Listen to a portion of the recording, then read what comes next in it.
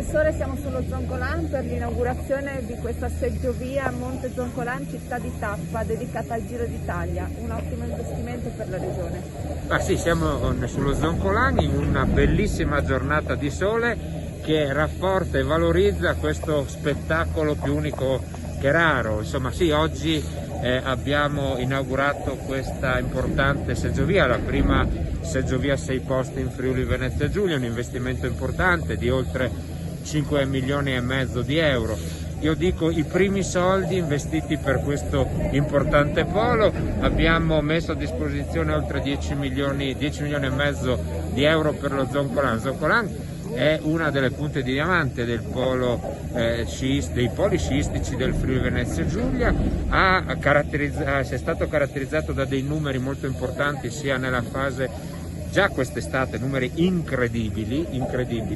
Ci auguriamo anche questa stagione invernale, dopo un anno di stop, possa riportare davvero tanta gente. Ecco, insomma, una regione Friuli Venezia Giulia, una giunta Fedriga che sta investendo importanti risorse. Non mi stancherò mai di sottolineare i 70 milioni di euro che abbiamo messo a terra per gli investimenti, non solo per l'inverno ma anche per l'estate. Quindi rendere questi posti meravigliosi, baciati da Dio, fruibili per 365 giorni all'anno.